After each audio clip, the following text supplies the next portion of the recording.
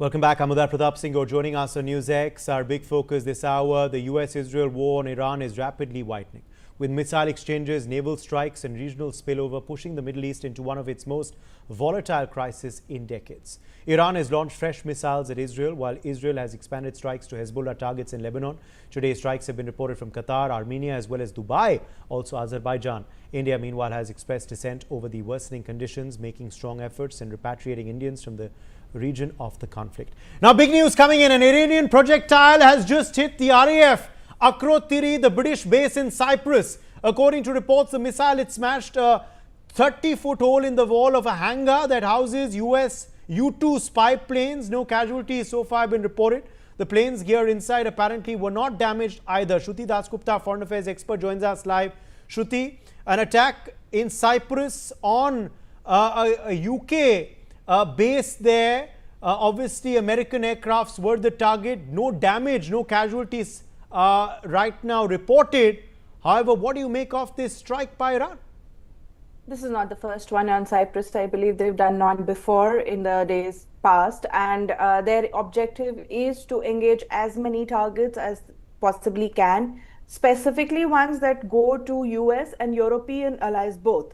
That is one of the statements I can infer from what the IRGC put out together for today's release on Strait of Hormuz. They said US, Israel and European containers cannot pass. Everybody else is free to use Strait of Hormuz. Of course, the logistics of it varies a little bit.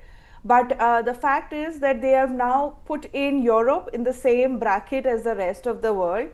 The British are trying to keep their nose clean. The UK is trying to say we are only going to use for defense of our allied partners in the Middle East. But that doesn't kind of put them in the safe zone. When you are defending against Iranian strikes on US air bases, US targets, you're practically aligning with the US cause. And that is why you become fair game. So this is exactly what happens when you try and play the diplomatic foothold by saying, okay, we'll defend only our allies. It doesn't play out that way. You become part of the active combat. So an airbase which belongs to UK but has US planes will now of course be free game. They have also opened, UK I believe opened their airbases to be used by USA in this particular fight now. So again, that also puts them very firmly in the brackets of USA and Israel, and Iran therefore considers their bases now a fair target. If it is going to be used by USA, then UK will have to pay the price in a similar manner of what Israeli bases are paying or US bases and other nations are paying. Okay. Meanwhile, the US CENTCOM has shared an official statement. They've clarified no Iranian strikes took any F-15s down. The US Military Central Command has stated, and I quote, rumors of a US jet downed in Iran are baseless and not true. Thanks to the heroic actions of the Kuwaiti Air Defense, the only US jets down so far were 3 F-15s in a friendly fire incident. Now, we all saw that development of the friendly fire. Major General Rajan Kochar, defense expert, that was confirmed by the US that yes, those 3 jets did go down. However, Iran had been circulating a video of another F-15 that they were claiming they've downed. The US now denying this. Thank you, Uday. Actually, I don't buy this argument of a friendly fire because today America has got the most advanced IFF equipment on their aircrafts, identification friend and foe, this is called, and especially fighter jets.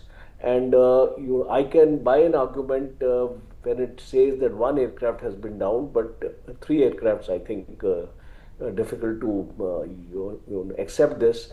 And there is a lurking fear now that China has given that kind of technology to Iran, popularly known as a kill chain tech.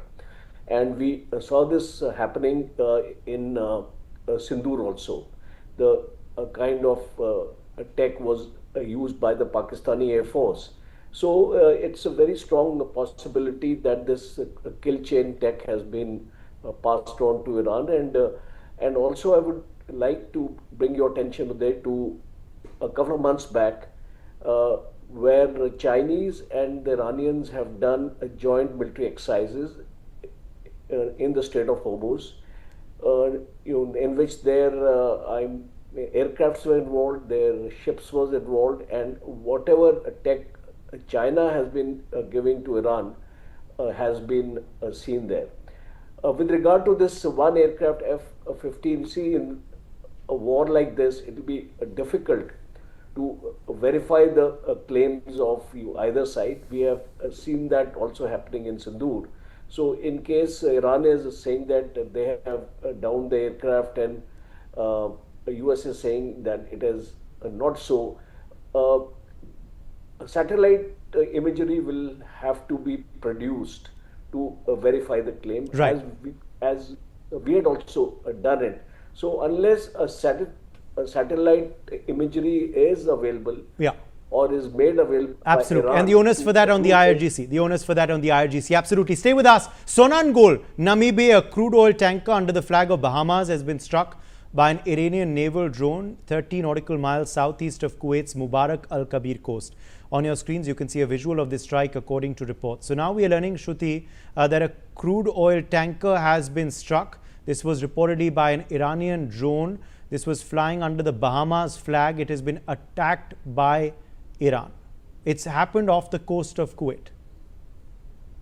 Well, as I just told you, the Strait of Hormuz, although they've made a declaration that any Israeli, US, or European and their allied partners are not allowed to pass through via that 33-kilometer strait, as per IRGC.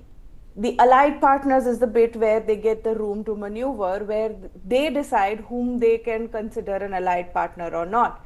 Now, Kuwait is already under a lot of attack, and the supply of fuel from Kuwait to some other nation depends on how IRGC views it. We've spoken about the Mosaic defense doctrine. What happens in that is that the IRGC is now splintered into 31 groups with their individual kill lists, SOPs, and directions. It's very difficult now to control those individual commanders. Once they have their kill list, they're going to go ahead and do what they need. Now, come back to what Peskian is saying on Twitter today. He's stating again and again that we want peace with our neighbors. We are only attacking those who have attacked us. That kind of rhetoric doesn't fly anymore, because these individual smaller splinter groups of IRGC have their own kill list and nobody is able to kind of control them. The power vacuum that US thought would kind of help them navigate this war better has just turned IRGC more rabid. So this particular attack on a ship passing through Strait of Hormuz, not going to a US or European ally, shows that those splinter groups probably are not as aligned with the central IRGC or even central Iran because of the power vacuum, because of the leadership vacuum. They're probably not getting their direct orders. They're following whatever was given to them when they splintered, and hence they are more difficult to control both for Iran, US, or even Israel. Well, Ali Larijani, meanwhile, the Secretary of Iran's Security Council, has slammed United States President Donald Trump over the strike on the Minab Girls' School in Iran on the 1st of March. Larijani has said that massacre of innocent girls in Minab stains the theory of peace through strength with blood. Questioning Trump on the deaths of 171 students, he stated, and I quote, "Was this the anthem you composed for freedom in Iran?"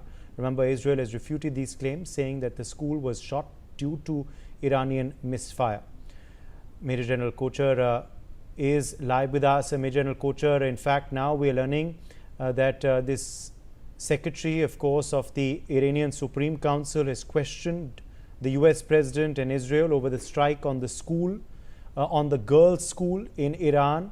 They are saying that they knew this was where the strike was going to happen. This was not a misfire, and they are targeting them over that incident. Uday, again, I don't buy this argument of the Israelis that it was a misfire, because we have seen what kind of targeting Israelis have been doing in Gaza.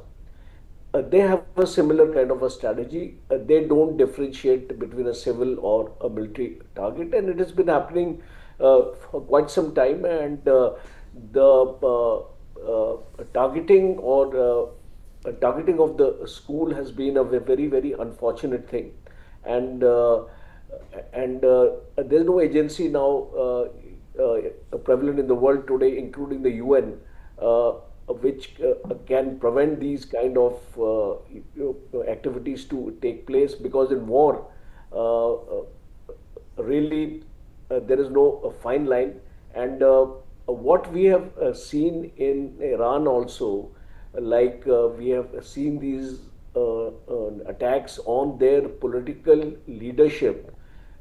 This normally doesn't happen in war, because when two armies are fighting against each other, there is a convention involved that the political leaders are not going to be targeted. It is only the Yes. military targets which are addressed. So we have seen a violation of international law taking place in this war, and of course, U.S. and Israel don't follow any of those norms of international law, as we have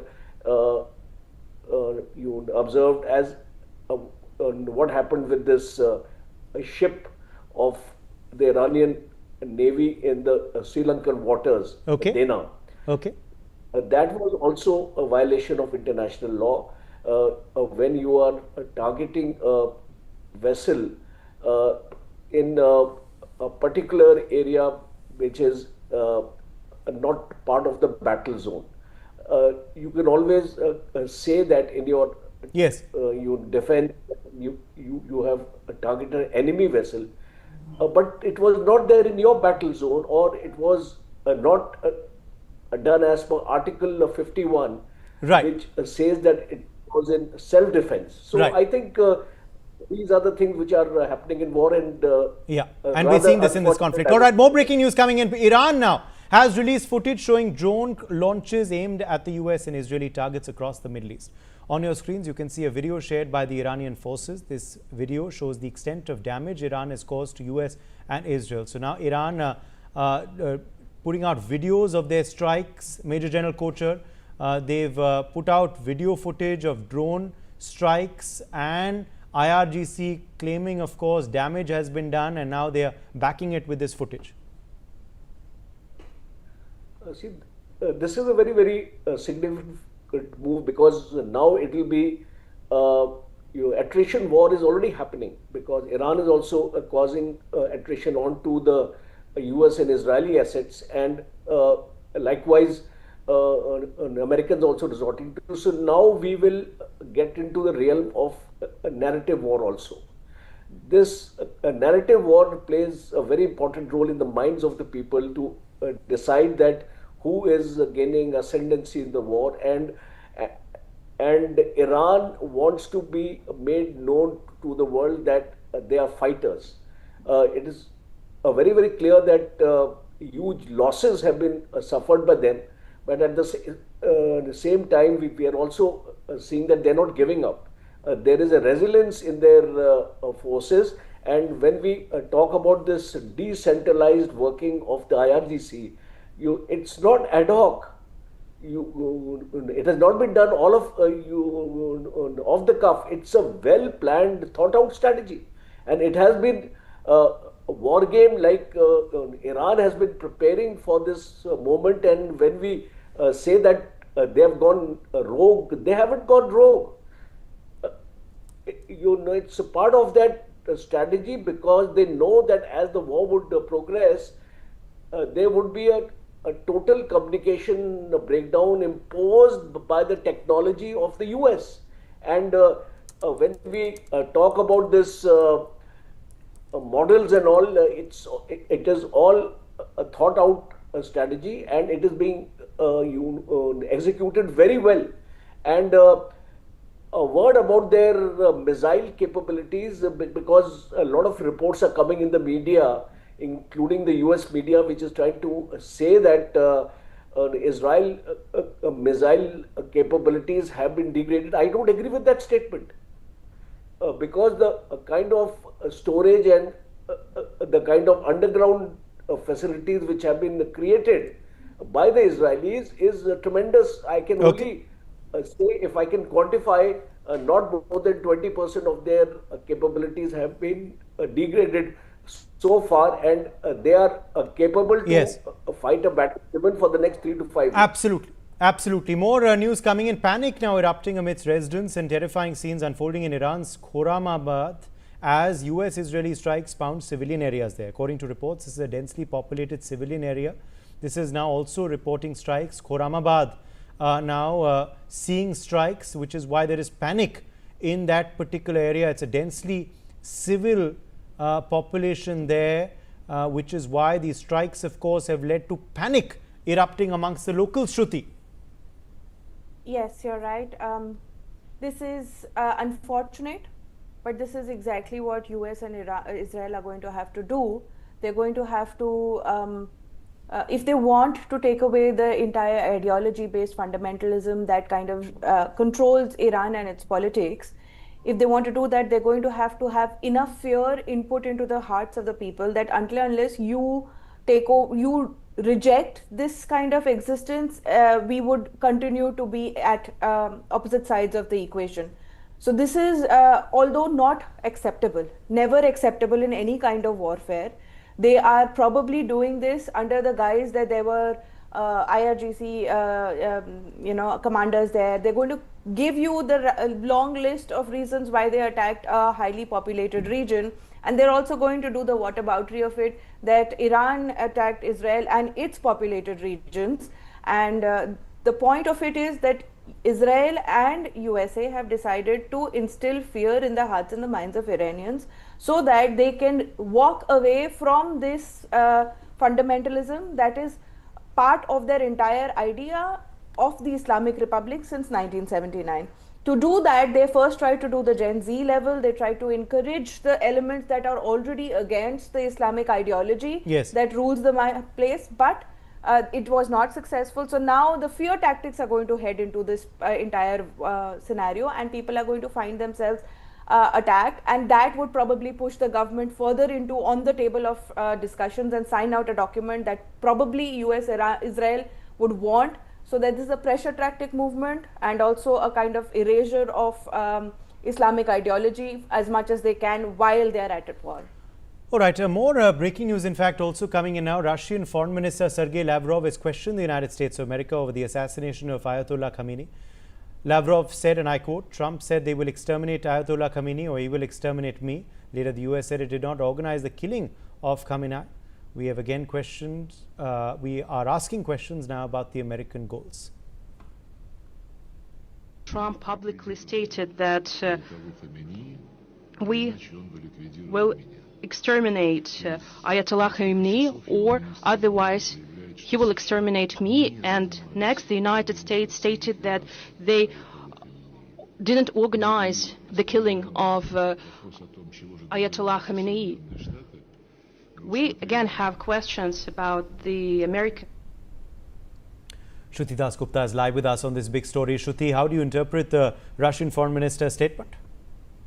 Well, Russia has also come out and said that they will now help Iran in ways that USA cannot fathom as of now. And they said, watch the war in the days to come. So for me now, the war has become more global than it already was. From a regional war, it is probably now tending towards a global war, maybe not directly in combat, but in terms of help, in terms of intelligence. So what Russia is now trying to tell you is that it is all hands on into this war because one, it needs to keep USA in control. They haven't tried up till now, but they need to keep USA in control through all these wars via Venezuela, Iran, and the other skirmishes and the trade wars. USA is trying to re-establish its dominance on the world. Russia has been quiet about it till now, but now it realizes that if it continues to stay quiet, like how it lost an ally in Venezuela, it will lose further allies by its silence. So they are trying to now ensure that their particular state still has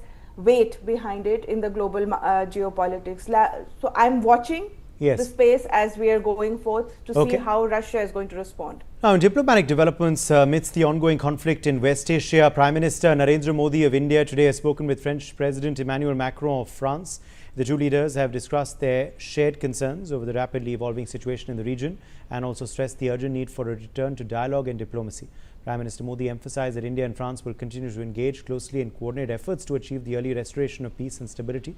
This call, of course, comes as international leaders intensify outreach to de-escalate tensions following recent escalations involving Iran and other regional actors. So a phone call being held between the Indian Prime Minister and the French President. Major General Kochhar, what is the significance of their conversation amidst the geopolitical tensions currently? You see, India is also very, very keen that this war should end fast because it has a very strong economic impact. And Prime Minister Modi is concerned because in case this war goes on, you see, we may shift our oil resources or our oil imports from the Gulf onto the Russian this thing. Already there is an offer from Russia that they are willing to meet our requirements. But what about LNG? Because we don't have any reserves of LNG.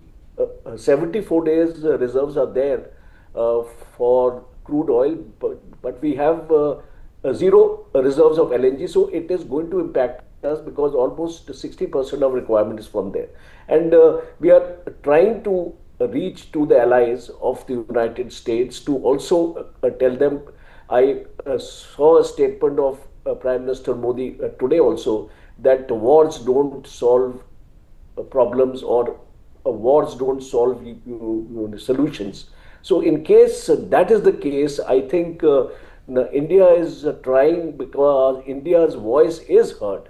It's a fact, and we have seen it happening. The way our relationship with Israel is there, and Prime Minister Modi has spoken to the Israel Prime Minister, also UAE, also all these countries. We are speaking to them, and in that context, I think we are also reaching out to France and all. So I think it is significant, and what I am getting from some sources is that there is a move for a backdoor diplomacy also taking place now, and hopefully we should see the end of this war in a couple of days. All right. More breaking news also coming in this hour. In the latest diplomatic outreach amidst the escalating conflict in West Asia, External Affairs Minister S. Jaishankar has today spoken with his Omani counterpart, Foreign Minister Syed Badr bin Hamad bin Hamoud Al Busaidi. The conversation focused on the ongoing situation in the region. Minister Jaishankar posted on X, spoke with FM Syed Badr bin Hamad bin Hamoud Al Busaidi of Oman on the ongoing conflict in West Asia.